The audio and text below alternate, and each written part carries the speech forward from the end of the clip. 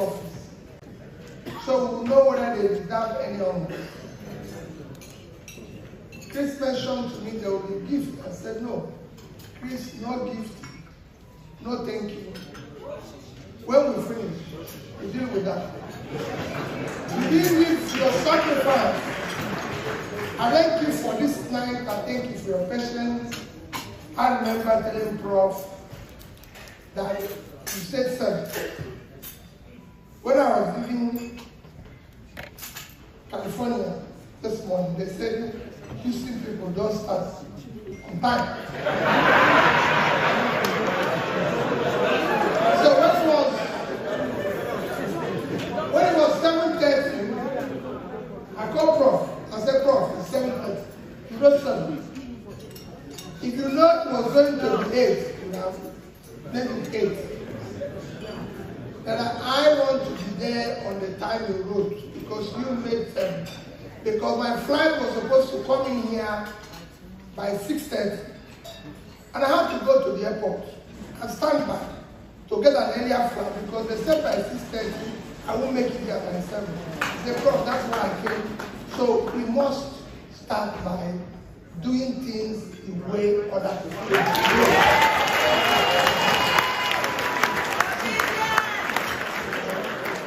It might look simple. It might look simple, but one of the things we suffer in our country is thinking we can do things differently and get the same result. No. We must start from simple things as behavior, personal conduct, character, everything. That's what we have to do. I thank you, people, for one thing. When I said I was going to go down and greet everything, it was on them. And that's what I've been telling you. It's very easy.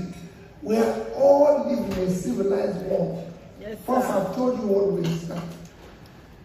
When I look at the seas of people that live outside Nigeria, the question I ask myself, what is wrong with this country? What happened? Why did we get to the state where we are today? Some of you left 30 years ago thinking it was bad. Some left 20 years ago thinking it was bad. Some left 20 years ago thinking it was bad. And people are still, and what did you think? It was getting worse. And you ask yourself, every other country is getting better. I told someone yesterday, I said, let me tell you, that in 1980, Nigeria helped Korea to pay salary. Somehow, not just already, somehow. In 1980, as a country, we have 3 times the reserve of Japan, sorry, China. They had about $3 billion. We had about 9. Our per capita was about 3 or 4 times there then. What changed? Per capita in 2000 and what it was in 1980 was the same thing. Money has changed. Some people came here when dollar was, if you go to 500 naira, they give you $700.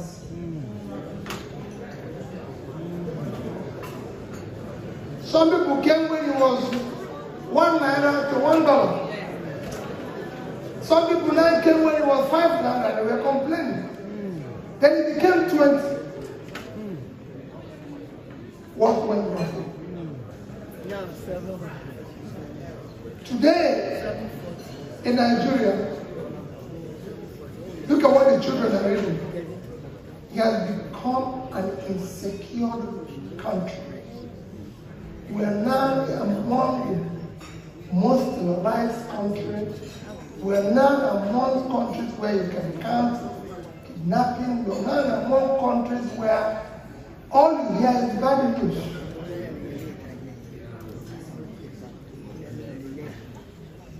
Everything is going wrong. And nobody cares.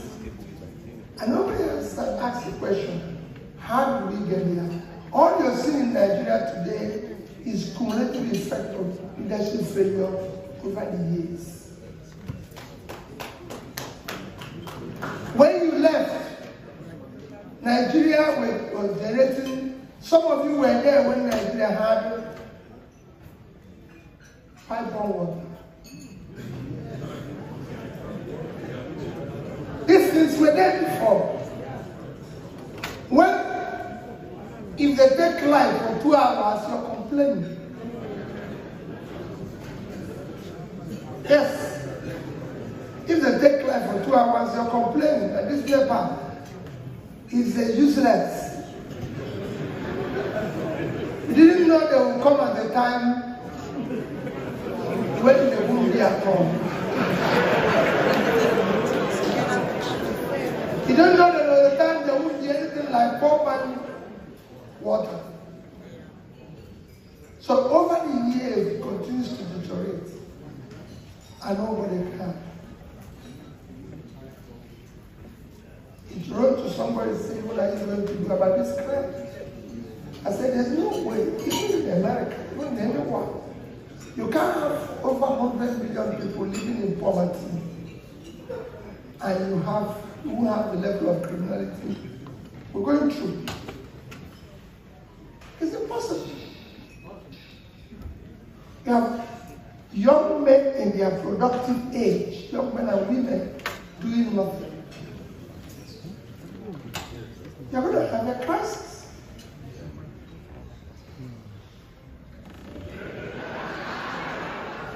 And it's going to continue. It's going to get worse. That's what Professor Pounds told me, I'm telling you, that we have started a movement. That movement is not going to end with tonight. It's not going to end with election. It's not going to end. What we tend to do is not just to say you're supporting Peter Obi to be president. No. You have to be involved also. And that involvement is what I tell everybody. I traveled from London to Toronto, and I was with 2 people from Southwest, an Igbo, Yorubas. And I asked them a question. Do any of you know the pilot? I said no. I don't know the person. So why do we enter this place? Since none of us knows the pilot.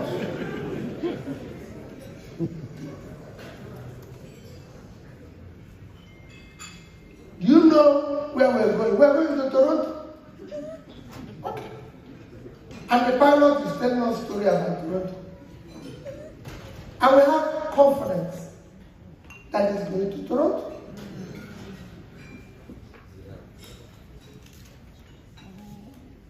I told him another story before. I told him about it. Tell them what I wanted to say about the pilot, which is what I said in California. I said, I wanted to go and study how schools work in Kenya, Uganda, all the eastern countries of Africa. And I'll try to buy Kenya Airways because I wanted to go to Kenya direct. Kenya Airways was expensive. And I said, well, how can just going to Nairobi? There must be a cheaper way to go to Nairobi. So I bought Rwandan Air. And I came home. My wife said to me, Peter, have you ever entered Rwandan Air before? I said no. He said, why did you buy the ticket? Why are you always trying to do something that can one day be? I said, I'm sure you will be a pilot flying that plane. You're not going to put a non-pilot. But let me tell you the exciting aspect of it. I came to the airport. Rwanda had brand new Airbus. And I was, wow. And there was just about 3 of us in business class. And as we took off, the pilot came out and said to me, Your Excellency, my governor. And I said, what do you have? He said, 2 of us in this cockpit are from Nigeria.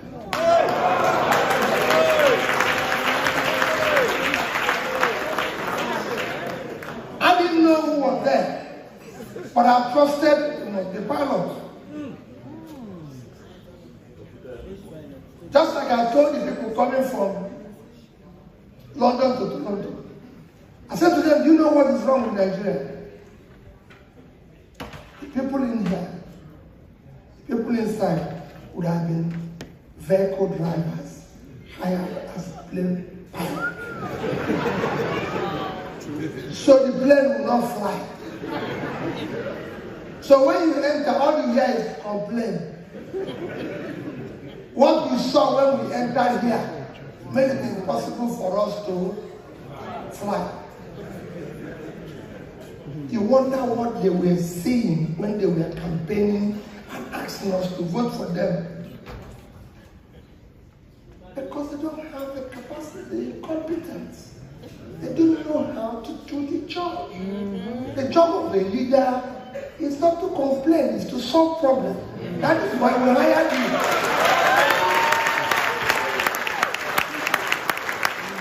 But in Nigeria, we have people to come and tell us that things are bad. There's no country of the world where things are good. Not one. Things are bad. We are going about now. I always tell Professor Tony, I said, you know, in my own, I'm not a professor, I'm a trader. I easily go back. But you're a professor of political economy. If this one fails, you're finished. Nobody will ever listen to you.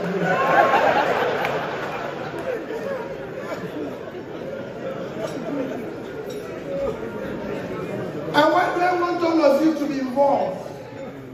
Because what will happen? I told Chris, interesting thing. I'm happy to be back in this hotel.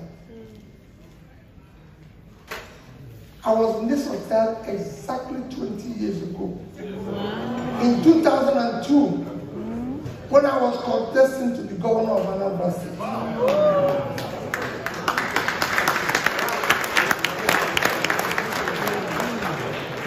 And I had just left PDP and entered Africa. And we came to this hotel. And I remember very well, then governor of Anambra State, I was saying in this hotel that I'm going to change Anambra State. Children will be in school, this will be in school. And they said it's impossible. The rest is history.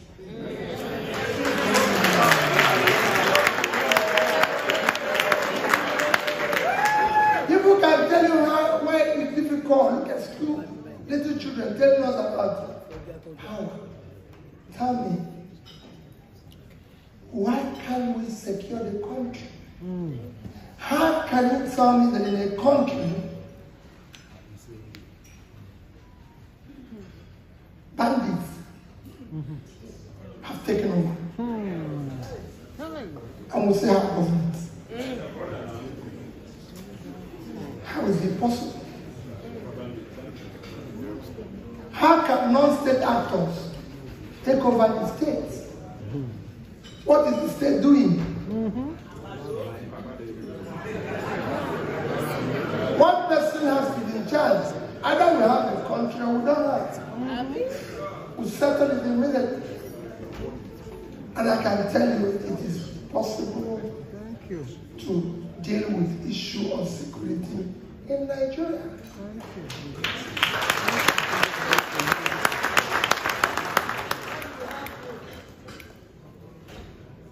It is not an issue.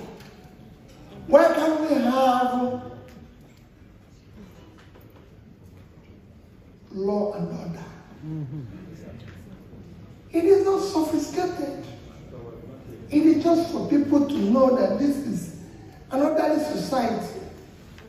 It's for us to understand what is required for development.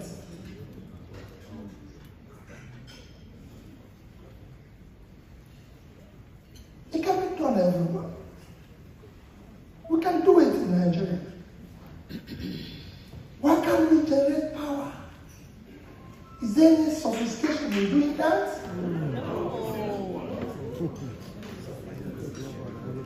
Three countries of the world have developed the fastest power in the past 5 years. India, Vietnam, Egypt. I went to Egypt. Why can't we do it?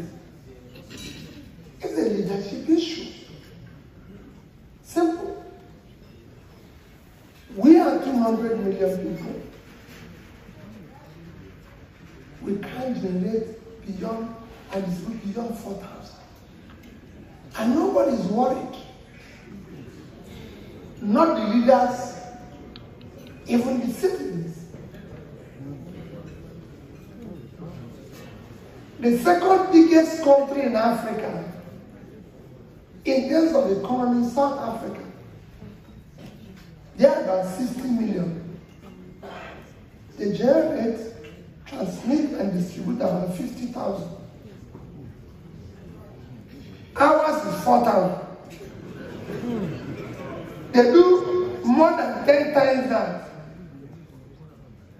And just about 3 weeks ago, the president of South Africa declared emergency in power. And said that anybody, can go and Google it, that anybody can generate up to 100 megawatts without license. Somebody who had 50,000 declared emergency, and somebody who had 4,000 still keeping quiet.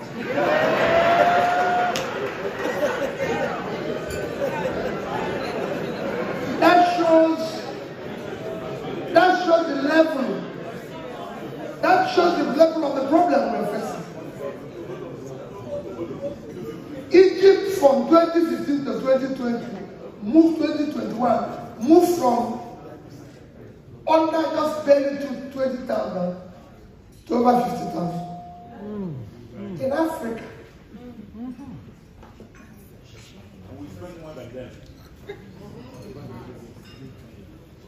And I went to Egypt. Went to the power plant. From the power plant to the company that built it. From there to the government, to the financiers, to everybody. And I didn't see anything difficult. Except that when I asked the financiers, why didn't you do this in Nigeria? He wouldn't give me an answer. But I know the answer.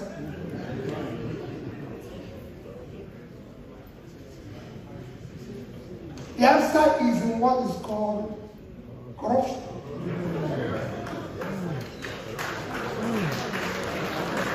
Because what are they doing?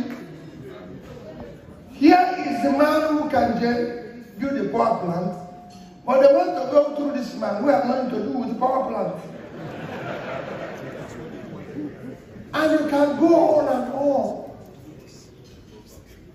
Why can't we fight corruption? Everybody knows. Corruption kills 3 things a society needs to function.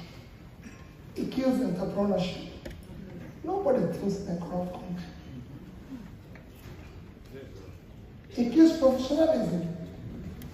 Why would you have a professor doing research, working hard, 24 hours, trying to develop and find solutions to various things of the society when you have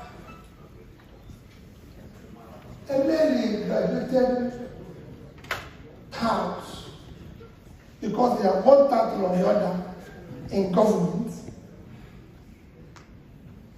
making far more money than the professor.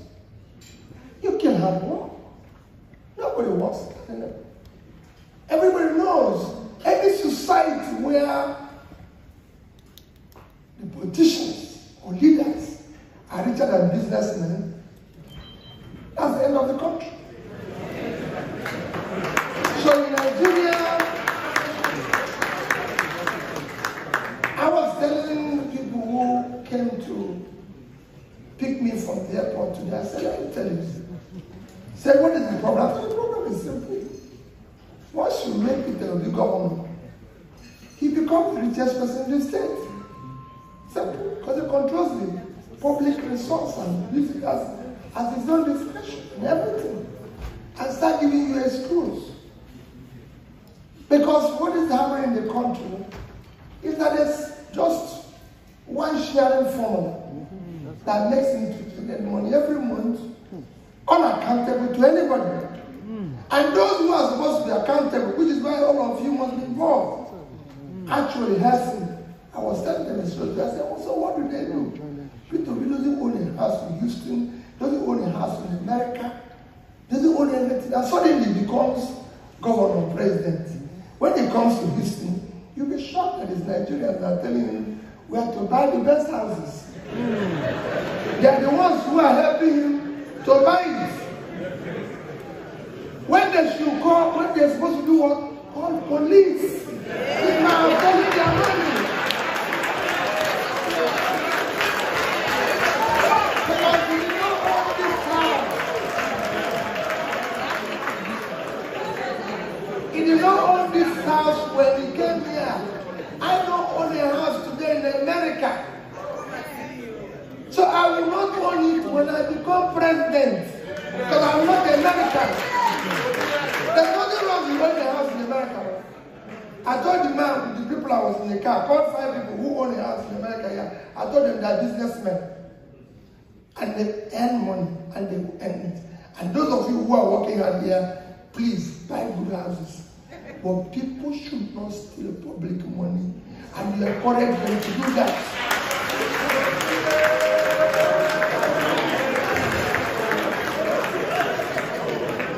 We need to do the right things. This is what is happening everywhere. That is why things are not working in your country. A country needs to move from consumption to production. The reason why you have millions of people who don't have jobs today, the reason why you have millions of people and who are the greatest victim of what I'm saying, you are the greatest victim. You've left Nigeria because things are not good. Is it not why you left? If it was good, you'll be there. Your own is even a double one. Because you're here, because you left, you're working hard, and have become a social welfare for those at home who are not producing anything. For every 10 calls you get today, I assure you it's temporary. And you can't give them. So you are in a problem. If only they can allow you to even enjoy what you earn here, it would have been better for you. But you have now become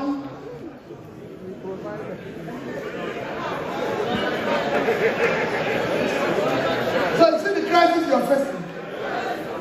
The earlier you help us to fix them, the better for you.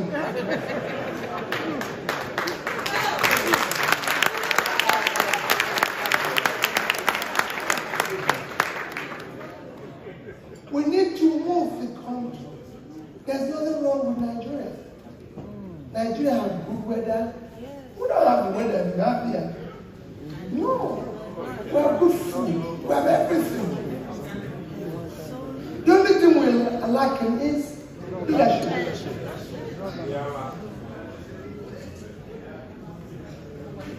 It's a very simple thing.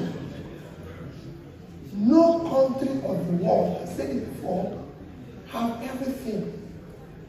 If we get good leaders today, we're not going to turn it around overnight.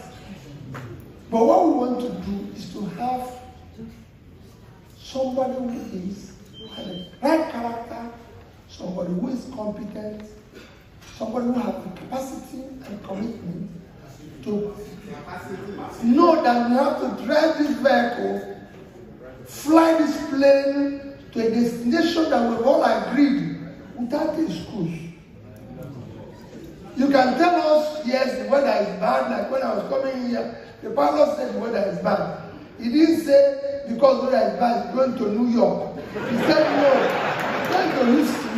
But he told us that the weather is bad, but that he will bring delays, but he's going to go to, because that's where we pay to go. We really hire him to go to New York. In Nigeria, we say weather is bad, that is why he's not taking off. No. And he's not telling us when he will take off. The next thing we hear that it's been cancelled. But that is not the way it works. We want us to start doing the right thing. There's nobody here in this country, you know it, you do not see anything, none of you get anything free here. If you don't work,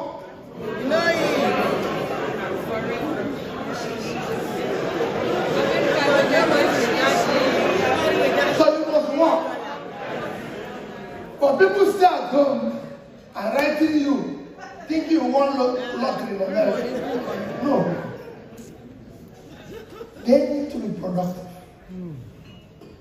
It's a country of 200 million. It is for government to create an environment.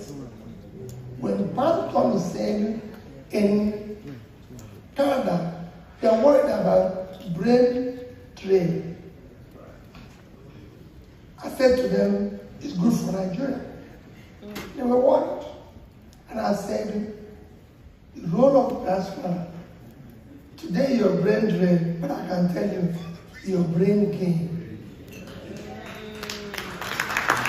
What I told you is what happened in India, what happened in China, what happened everywhere.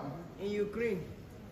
Because once you have a good environment, a secure, good environment, the first investors we are going to get is you.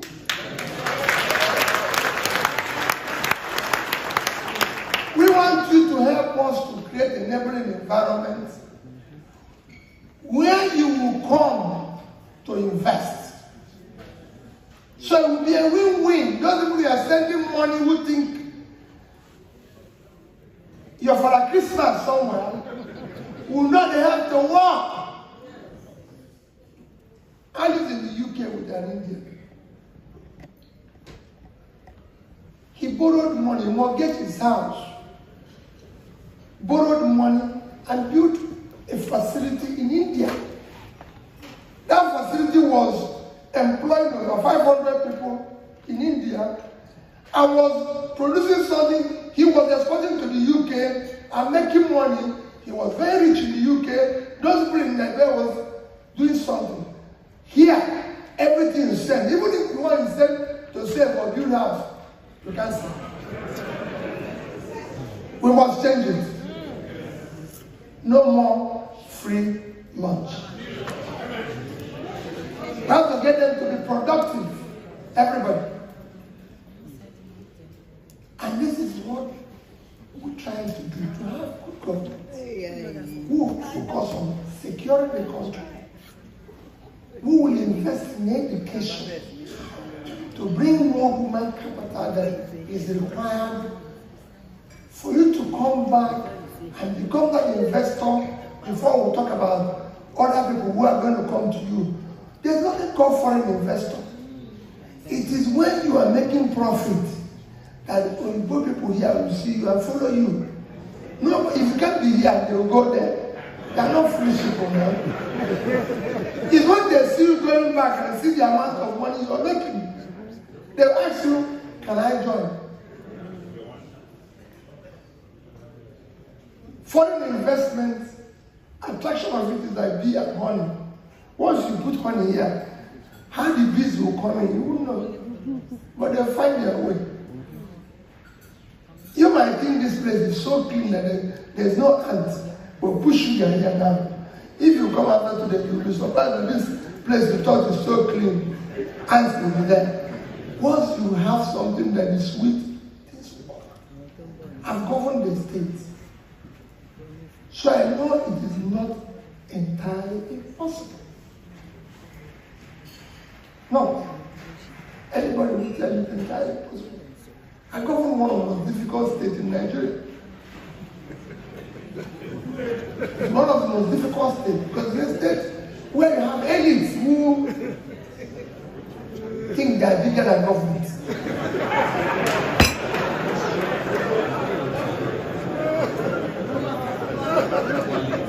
I was there for 8 years. I bonded with everybody.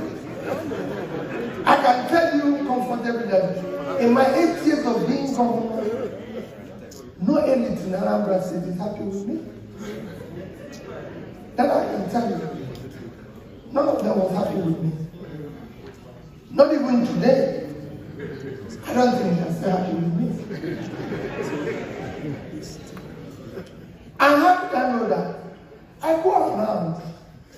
I go to Abuja, I go to everywhere, see people in government, top people, including president, telling me that people are not happy with you. And I said every day, and I said to the West,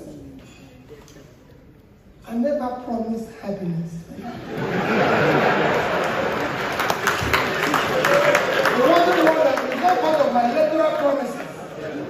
And I'm telling you people here, if I succeed, you won't be happy with me.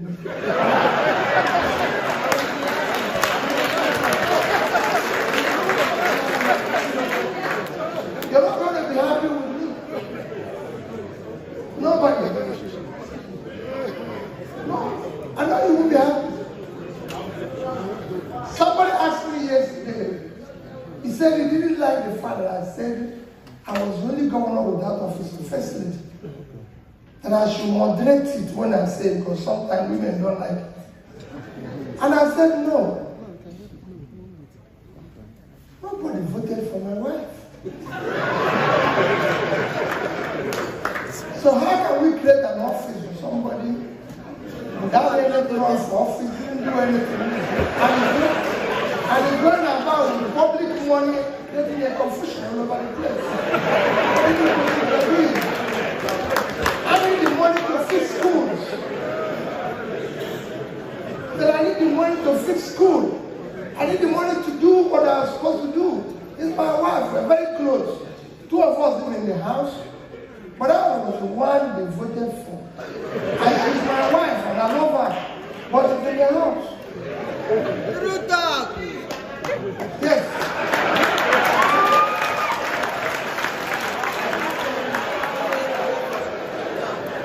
But why did we do that? We didn't do it because we don't want the office, but we found out when I started the office of the governor, just like it is still today, the cost of governance in Nigeria is totally unacceptable. We cannot have, there's no same person that uses 20 vehicles. No, we have people now who are using even 40. What do you think you're doing?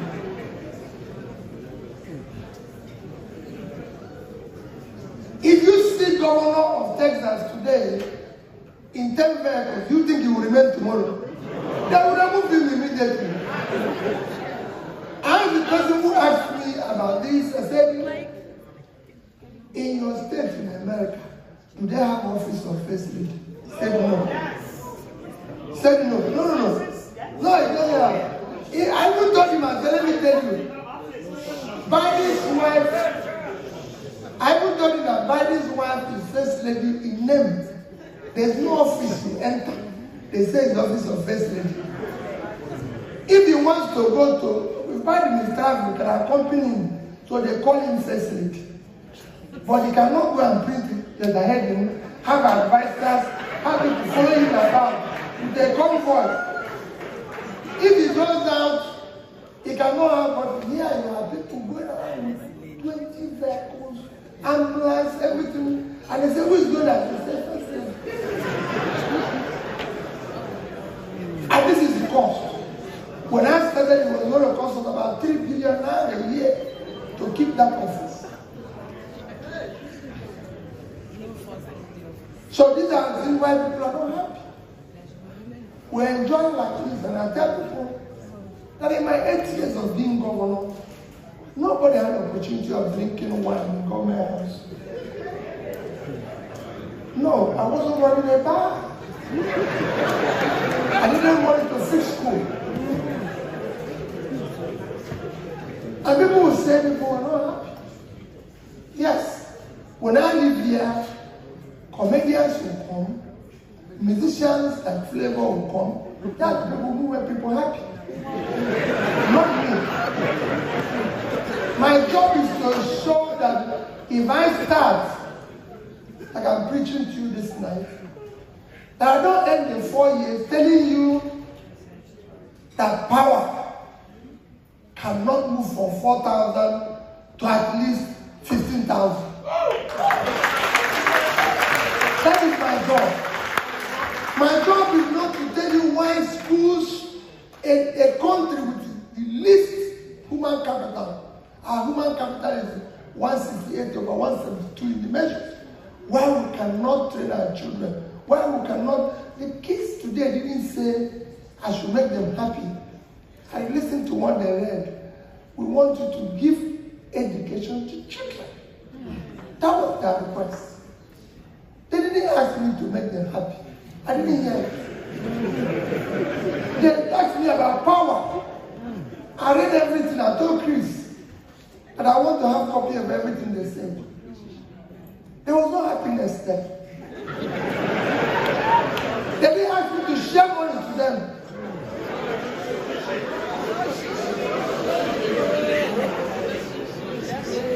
People ask me why is dollar going down? How can you control dollar? There's nothing there. People say you're going to deal with inflation. There's nothing there. Production. If you want your money to be strong, you produce and export. And there's nothing wrong, there's nothing difficult in production. Nothing, absolutely nothing. But we were busy sharing oil money, a diminishing assets. I'm happy we're in Texas, which is supposed to be the oil capital of America, not my shop. But it's not the richest state in America. It's about number 3 or 4. The biggest is California. A 3.3 trillion economy, which is 8 times Nigeria. But they're not powered by oil, they're powered by agricultural knowledge, which Nigeria has in abundance. We have vast land, vast or cultivated land in the north, which is supposed to be our biggest asset. But nobody wants to go and farm because they want people to send money from overseas.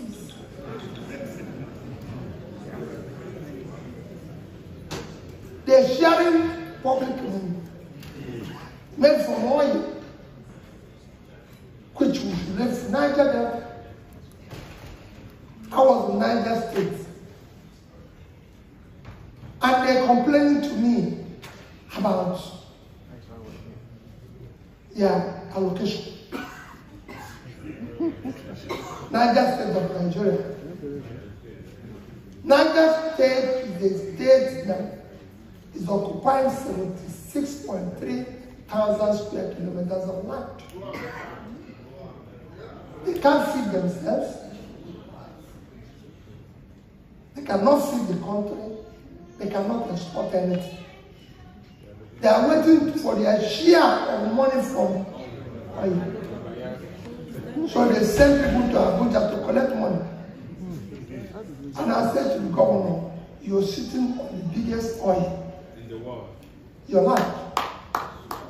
Say, governor, you're sitting on 2.5 times the size of Netherlands.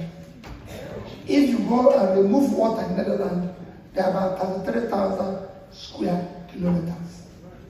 So Niger State is 2.5 times Netherlands. Say, go and check.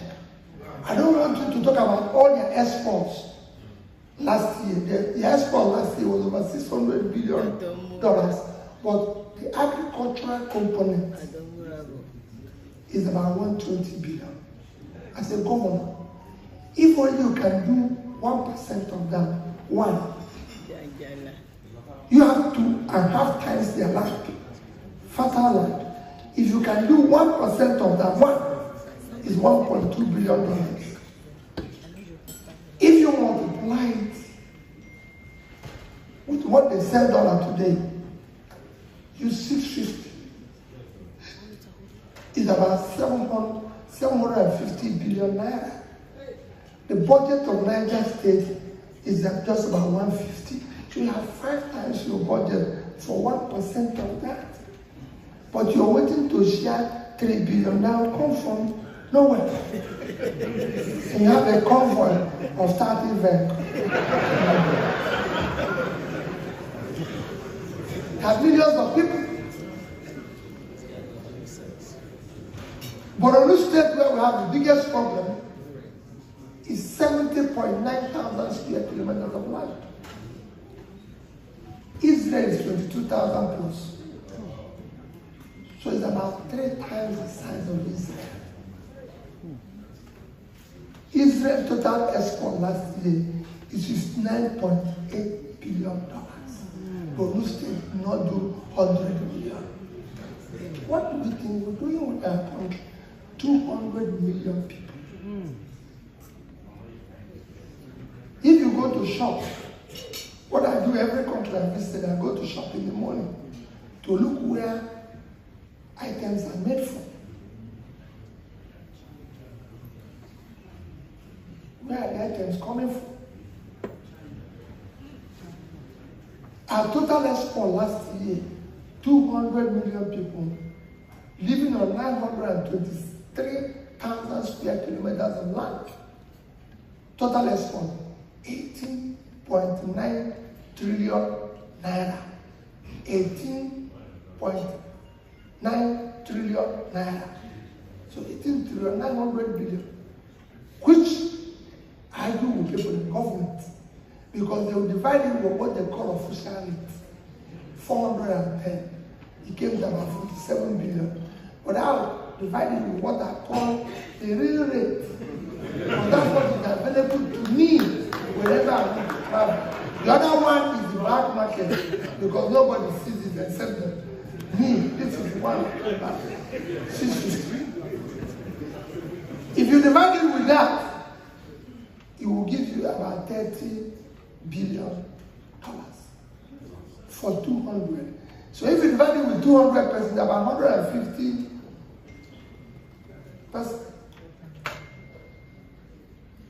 Vietnam is about 100 million people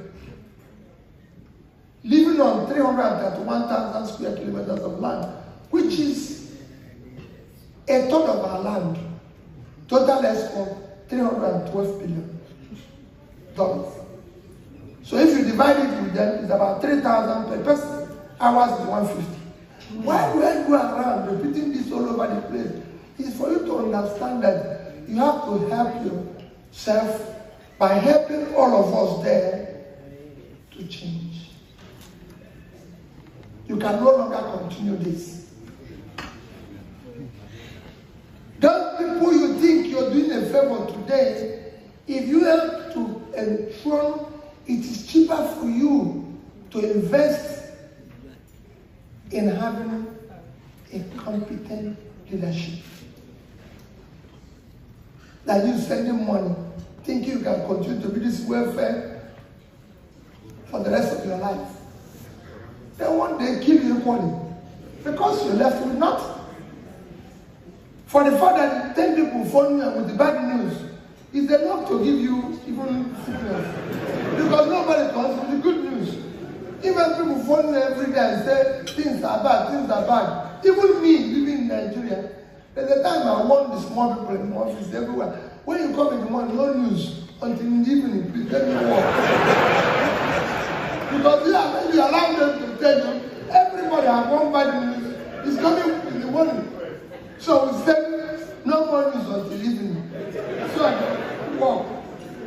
So imagine what you're seeing when they send you message, when they tell you this person is sick, this person is that. You can't continue that way. You must be part of this change. So we can continue hearing even with this good news. Let nobody tell you we cannot fight corruption. We can. If the principal person, the local government chairman, the governor, the president is not stealing, if the wife and children are not doing that, if those around you are not doing that, you reduce it by 70%. Anybody can tell you otherwise because you are the one who is going to approve it. And you can surround yourself with very competent people. You've read about my chief of staff and everything when I was governor. All the people I worked with when I was governor, I didn't know them when I was campaigning. At least 60% of them. I never met them. When I became governor, I met them. Either somebody introduced me to them, somebody said, okay, come on board.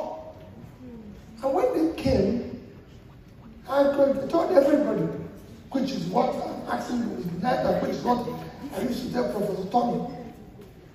I said to them, if you agree with me in 3 meetings, everybody will go. Your job is to say no. Your job is to tell me where I'm wrong. Your job is to remind me that I'm not perfect. Your job is this, because nobody knows everything. If you know everything, you're an idiot. You should not lead. A leader must be a learner. People must be every day telling you no.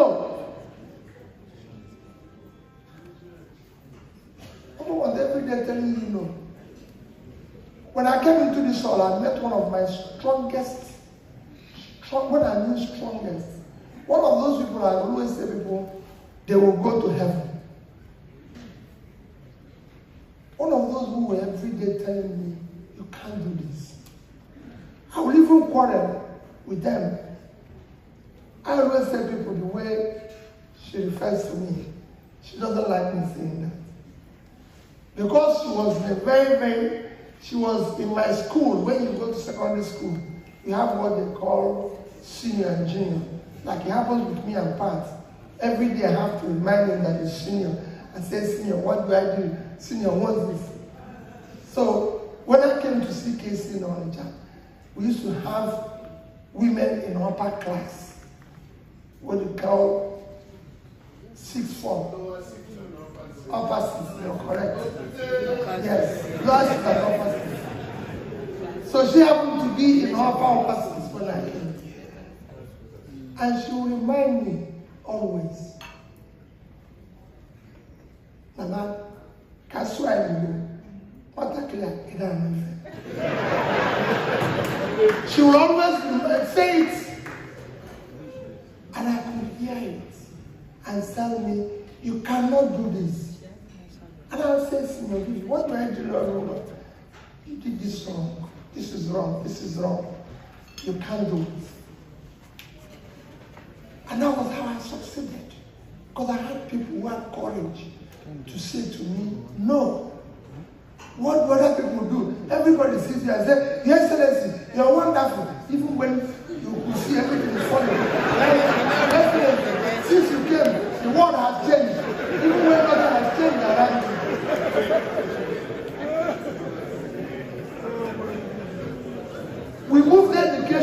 number 26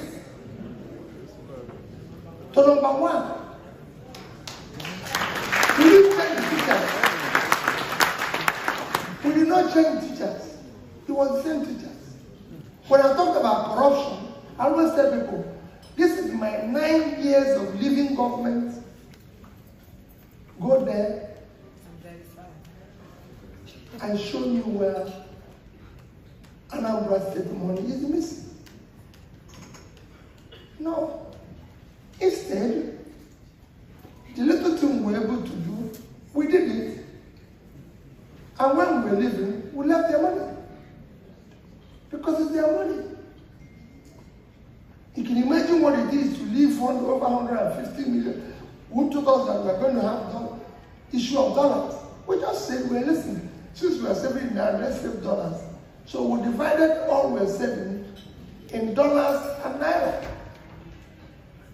So the day we left, we have about $155 million, and the equivalent of that in naira. It was their money. Anambra has never bought me a bottle of water since I left. Because we said, no, we don't want that. If you finish, please go home. No more. No, you can't come and just do 2-3 years job and expect to be paid pension. So please, just go. When you finish, you won't go. Why am I saying all this? Is to tell you that it is possible. Those of you who from Anambra State know or can testify a little bit of change we brought on board. It's there for you to go and see.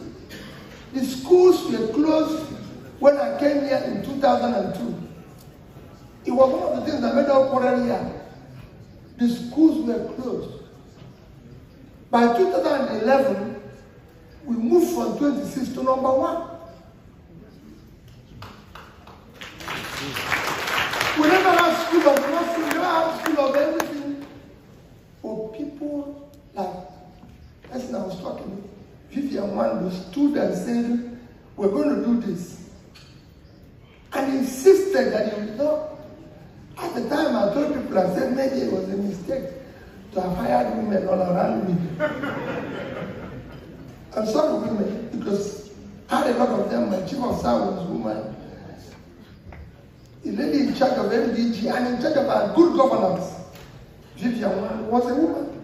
Head of service, woman. Commissioner for finance, woman. So they wrote that. I said, no, you can't do this.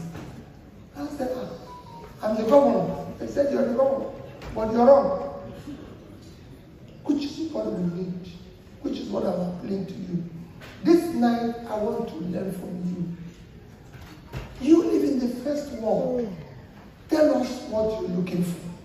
Tell us what you want us to do. But insist, we are 18 people going to contest to be president. Don't say you've chosen P2B. No. Listen to 18 or not. Let them come. Not to prosecute. Let them come. Where? I came here now to speak to you. And they are speaking. Let them show you what they've done in the past. We want to know their name, their age, who they went to, No. Let them tell you their schools, their classmates, everything, so we can verify and know whether we can deal with them.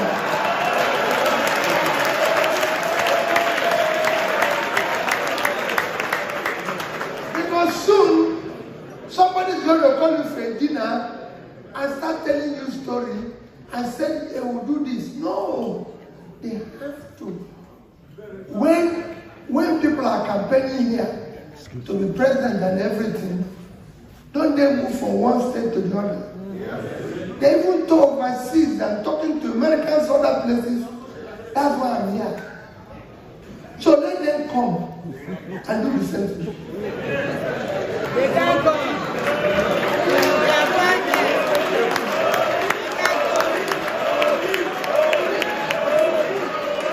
Let them bring people like Pat to Tommy. Let them bring people like Pat to Tommy who hold responsible. going to hold him responsible when you can no longer reach me? You say, it was you who came with this man here. And we thought you people are serious. Look at me. I'm calling people like Vivian Wadu now. I'm calling people like Stella Okuna and everybody. And there are people you go and go and get. I have a special article my head of service wanted to publish. It's in government form. And I said, don't publish it at the foreign office. It's a special article where it goes stinginess as a development strategy.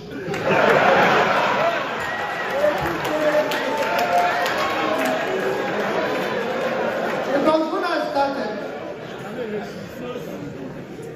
started, everybody was complaining of how stingy this government is. Everything they bring, oh, I've said, no, you can't do this. Oh, they want to go to training. 10 people want to go to training. I said, what are you doing? Let one person go and come and teach the other one. You don't let me. Why would 10 of them go and learn the same thing? And we kept doing it. She kept complaining to me. Until one day I said, when I just came here, the judges don't have vehicle, the magistrates don't have vehicle, the pastors don't have vehicle. I'm going to buy a vehicle for all of you.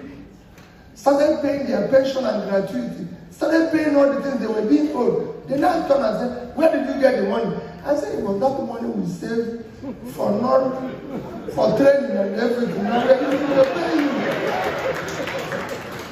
People are now asking me, how are you going to get the money to do the power? How are you going to get the money to pay? When I said, the number of security personnel we have is unacceptable. I was, as governor, I was paying all time union vigilante directly from government house, but every community vehicle from government house. And people were asking, how will you do it at national level? In fact, somebody told me, I said, if we decide today to employ additional, say, 300 or 400 police, and police is 320,000 for 200 million country of 200 million people. When Egypt is 100 million, have over 1 million police. And out of that 320, I can tell you that about 70 is following people like me around.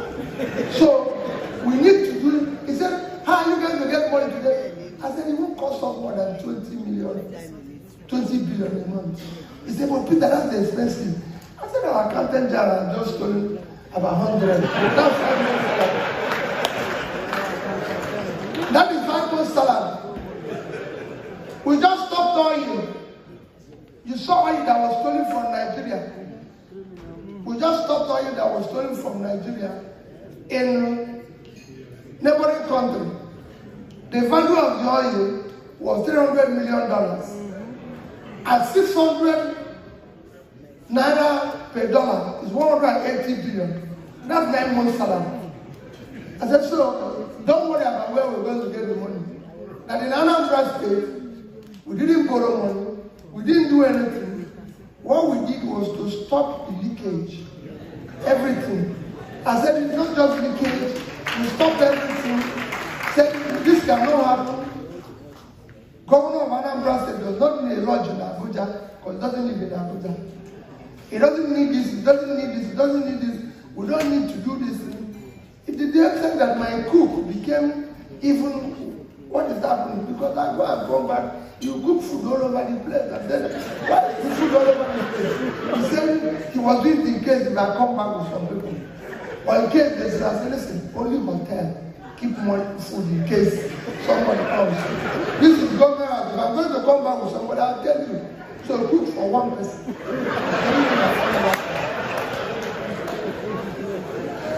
In this country, if you go to White House and eat, they will charge the Obamas or the Bidens.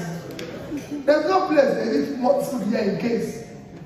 Do anybody, have you seen anywhere they cook food TV and hoping somebody will come back with somebody. No. If you eat, you pay. My dear people, night is well spent.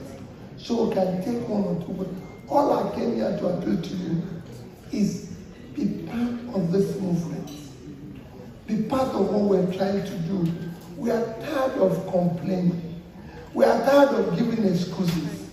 We want to start seeing solutions. No matter how difficult, no matter how this, we want to be like other countries. We want to start giving hope. We want Nigerians to start having faith in their country. This can only be driven by hope. We want you to come home. We want you to feel we are part of this country. Everybody is changing. From India to China to Vietnam to Ghana to Egypt to everything. It can happen in Nigeria.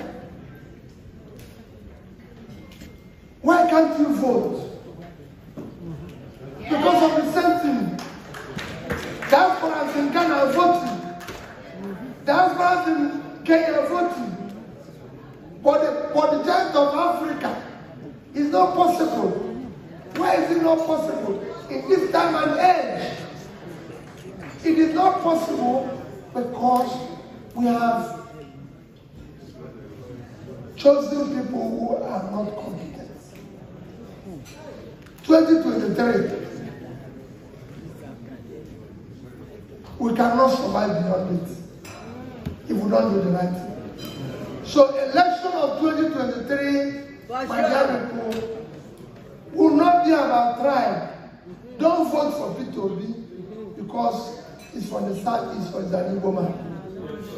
I'm not running on that ticket. Good talk. God bless you.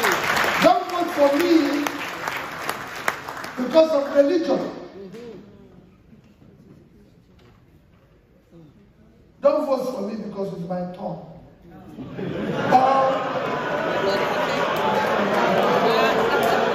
Don't vote for me because of connection or any other bias. Good talk. Put all of us on a scale. Verify our background. Election of 2023 must be about character, competence, capacity, and commitment to deliver. Thank you. God bless you.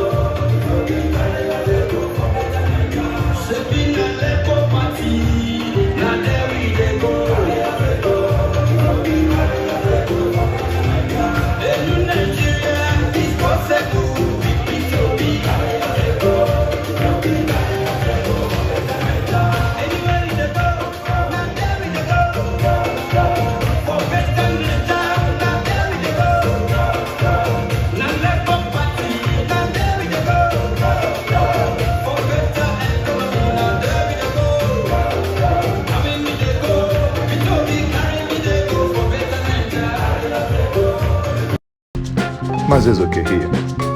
In line with bringing you unreported sites and projects across Nigeria,